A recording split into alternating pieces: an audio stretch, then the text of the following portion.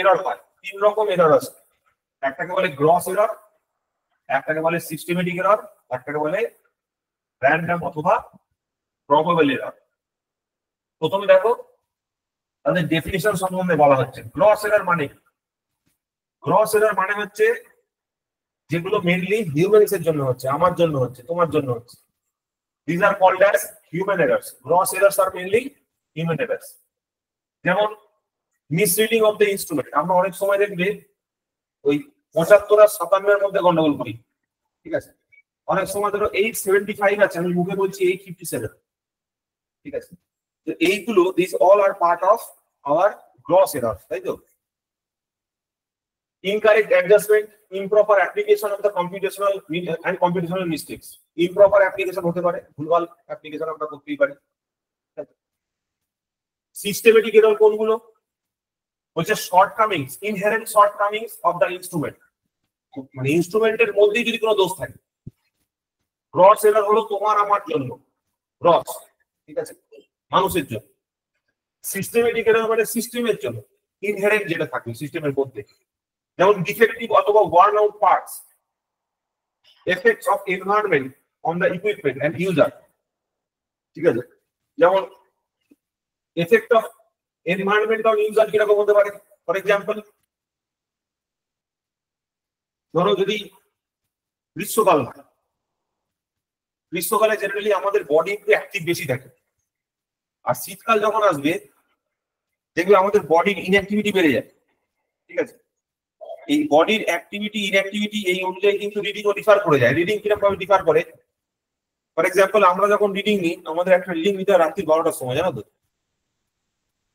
ওই রাত্রির 12টার যে রিডিংটা আছে, এবার কেউ ধরো ঘুম চোখে নিচ্ছে, ঠিক আছে, কেউ ধরো ঠিক করে নিল, কেউ ধরো ঠিক করে নিল না, এই প্রবলেম তো থাকবেই, কিছু করার নেই। প্রত্যেকটা মানুষ তো ডিফারেন্ট, কিছু না কিছু এরর সেখানে ইন্ট্রোডিউস হয়ে যাবে, but because of the environment, ঠিক আছে? 3 নম্বর হচ্ছে random or probable error. Random মানে হচ্ছে যে এরর গুলো কোত্থেকে হচ্ছে আমি জানি না, we do not have any idea about that error, মানে হচ্ছে কোত্থেকে আসছে। those due to causes that cannot be directly established. The cause of the error cannot be directly established. মানে আমরা কোনোভাবে কেন এররটা হচ্ছে সেটা আমরা আইডেন্টিফাই করতে পারছি। তাহলে একটা মানুষের জন্য হচ্ছে, একটা ইনস্ট্রুমেন্টের জন্য হচ্ছে, আর একটা ভূতের জন্য হচ্ছে, ঠিক আছে? এটা হচ্ছে মানুষ, এটা হলো সিস্টেম বা ইনস্ট্রুমেন্ট, এটা হচ্ছে ভূত, ঠিক আছে? ভূত মানে হচ্ছে কে এসে এররটা তৈরি করছে সেটা আমরা আইডেন্টিফাই করতে পারছি না, সেটা আমাদের কাছে কোনো আইডিয়া নেই। Variations in the system parameters of the measurement. Any unknown factors. Unknown factors এর মধ্যে যেমন ধরো তোমরা পড়ে থাকবে, যাদের আইডিয়া আছে তারা বুঝতে পারো ভালোভাবে, যে পিএমএলসি যে মিটার গুলো থাকে, এমআই টাইপ যে মিটার গুলো থাকে, এমআই টাইপ মিটার গুলো দেখবে তোমার deflecting torque is proportional to I. এবার deflecting torque proportional to I হওয়ার জন্য একটা প্রবলেম আছে, সেটা হচ্ছে ওই মিটার গুলো খুব সেন্সিটিভ হয়, মানে কোনো এক্সটার্নাল ম্যাগনেটিক ফিল্ডের জন্য ওর রিডিং চেঞ্জ হয়ে যেতে পারে এমআই টাইপ মিটার গুলো, ঠিক আছে? তার মানে কি, ধরো কোন স্ট্রে ম্যাগনেটিক ফিল্ড পাস করছে সেই সময়, ঠিক আছে? হতেই পারে কোনো একটা জায়গা দিয়ে কোনটা স্ট্রে ম্যাগনেটিক ফিল্ড কোনো একটা পার্টিকুলার টাইমের জন্য পাস করবে, ঠিক আছে? তাহলে কি হবে, ওই রিডিংটা ম্যালফাংশন হয়ে যাবে, সেই রিডিংটা চেঞ্জ হয়ে যাবে, যে রিডিং আসা উচিত সেটা আসবে। স্ট্রে এরর্স, যেমন আমরা স্ট্রে লস বলে থাকি ট্রান্সফরমারের ক্ষেত্রে, যেটার সম্বন্ধে আমার কোনো আইডিয়া নেই, যেটা সম্বন্ধে আইডিয়া নেই সেটাই হচ্ছে র্যান্ডম। যেটা হচ্ছে সিস্টেমেটিক সেটা হচ্ছে ইনস্ট্রুমেন্টের জন্য, যেটা হচ্ছে গ্রস সেটা তোমার আমার জন্য।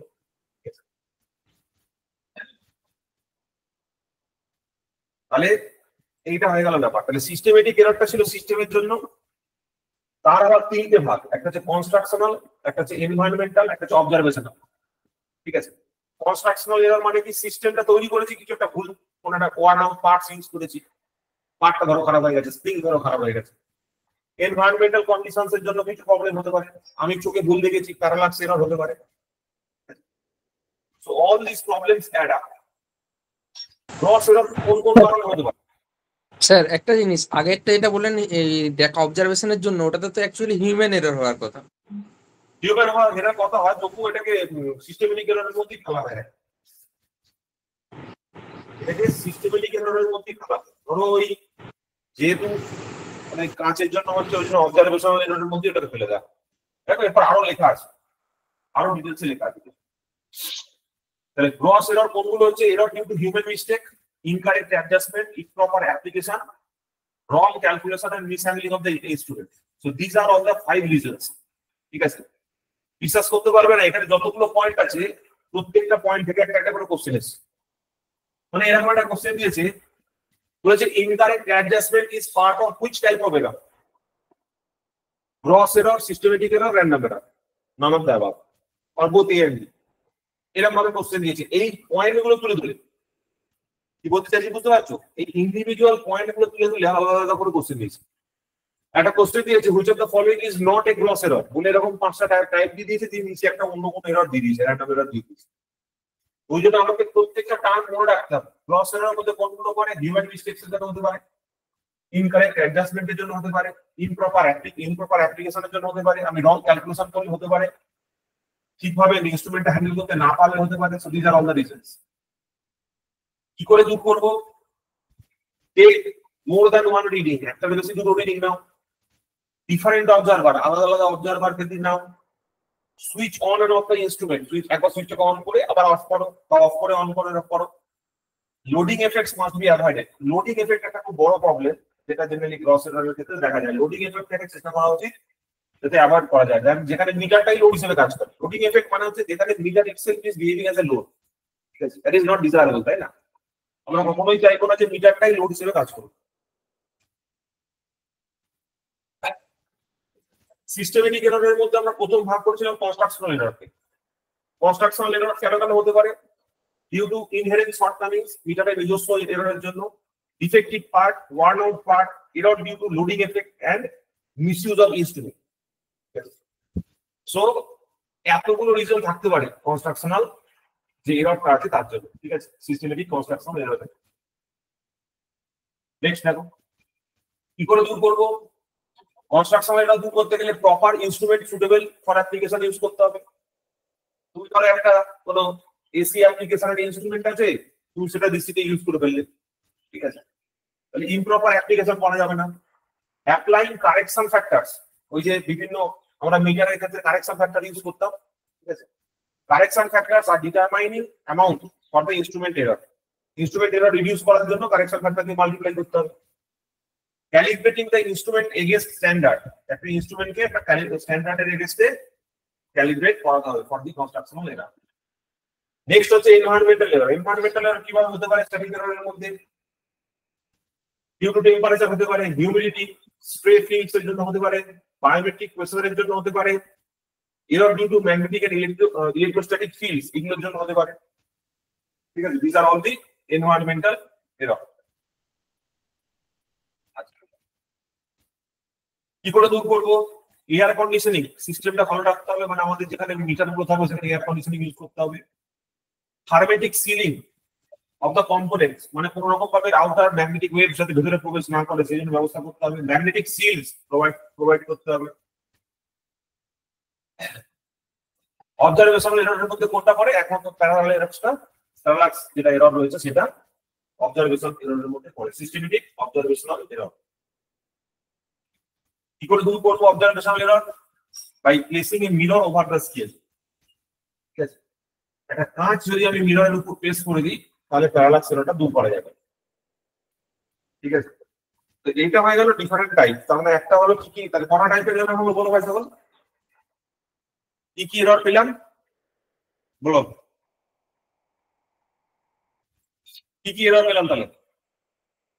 ফার্স্ট ইজ গ্রস এরর, তাই তো? তারপরে সিস্টেমেটিক তারপরে observational error, random error. Systematic এররের কটা ভাগ? 3টে ভাগ। কি কি ভাগ?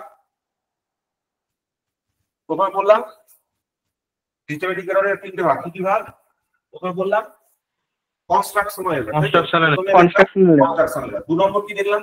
এনভায়রনমেন্টাল হ্যাঁ, environmental error, environmental error, correct. Last কি দেখলাম? অবজারভেশনাল অবজারভেশনাল এরর, ঠিক আছে, অবজারভেশনাল এরর। এবার এই প্রত্যেকটা এররের যে রিজল্ট এবং রেমেডি এগুলো কিন্তু আমাকে মনে রাখতে হচ্ছে। এইবার চলে আসছি এমন একটা জিনিসের যেটা আমাদের সকলের পড়ার দরকার আছে এবং বোঝানো দরকার আছে, it is called as statistical analysis. কি জিনিস ভালো করে দেখো, কিছু কোশ্চেন করবে এখান থেকে, এতদূর পর্যন্ত কিছু কোশ্চেন করবে, ঠিক আছে, পরে করছি, ওই অবজেক্টিভ আছে, এতদূর পর্যন্ত অবজেক্টিভ আছে। দেখো স্ট্যাটিস্টিক্যাল অ্যানালিসিস বলছে, statistical analysis of measurement data is a common practice, ঠিক আছে, because it allows an analytical determination of uncertainty of the final test result. মানে ধরো কোন একটা রেজাল্ট ফাইনালি কত আসবে সেটা আমার কাছে জানা নেই, ঠিক আছে, মানে আমি তো গেস করছি যে এটা রেজাল্ট এত হতে পারে, কিন্তু সেই গেসের মতো একটা কারেকশন থাকে। মানে কারেকশন মানে হচ্ছে কি, ধরো তোমাকে বললো যে, কাউকে জিজ্ঞেস করলো যে অমুক ব্যক্তির ওজন কত হতে পারে, তা তুমি তার চেহারার দিকে তাকিয়ে মোটামুটি একটা আইডিয়া করতে পারবে যে তার 50 কেজি না 40 কেজি না 60 কেজি। হ্যাঁ, তুমি হয়তো পারফেক্টলি বলতে পারবে না যে তার ওজন 62 কেজি, কিন্তু তুমি চোখে দেখে তার সাইজ মেপে বলতে পারবে যে তার 40 থেকে 50 কেজির মধ্যে একটা হবে। তুমি হয়তো বলতে পারবে না যে 49.5, কিন্তু এটুকু বলতে পারবে 40 থেকে 50 এর মাঝখানে, ঠিক আছে। স্ট্যাটিস্টিক্যাল অ্যানালিসিস অ্যাকচুয়ালি ওরকমই একটা ব্যাপার, যেখানে আমরা কি করছি, আমি ঠিক জানি না কোন রেজাল্টটা হবে, কিন্তু তবুও আমি একটা টেন্টেটিভ রেজাল্ট আইডিয়া লাগানোর চেষ্টা করছি যে কি হতে পারে। এই যে বলেছে statistical analysis is measurement data, মানে অনেক ডেটা আছে সেখান থেকে আমি হেলথ তৈরি করছি। কি, it is a common practice because it allows analytical determination, analytically মানে ক্যালকুলেশন করার মাধ্যমে ডিটারমাইন করছি uncertainty of the final result, মানে ফাইনাল রেজাল্টটা কত হবে, ঠিক আছে, তার আনসার্টেনটিটাকে আমি লিমিট করার চেষ্টা করছি। ধরো আমি একটা জিনিস যেটা বললাম যে আমার ওজন কত, ঠিক আছে, ধরো আমার ওজন মোটামুটি 100 কেজিস এর কাছাকাছি লাগাম, তো কেউ যদি বলে 200 কেজি তাহলে সেটা অনেক বেশি অফ হয়ে যাচ্ছে, ঠিক আছে, কেউ যদি বলে 50 কেজি সেটা অনেক বেশি অফ হয়ে যাচ্ছে, কেউ যদি বলে 90 থেকে 110 এর মধ্যে সেটা অনেক বেশি পারফেক্ট হচ্ছে। এই অ্যানালিসিসটা, এইটাই হচ্ছে তোমার স্ট্যাটিস্টিক্যাল অ্যানালিসিসের মধ্যে পড়ে, ঠিক আছে। সেইটা করতে গেলে আমাকে বেশ কিছু ম্যাথমেটিক্যাল টার্ম আমাকে জানতে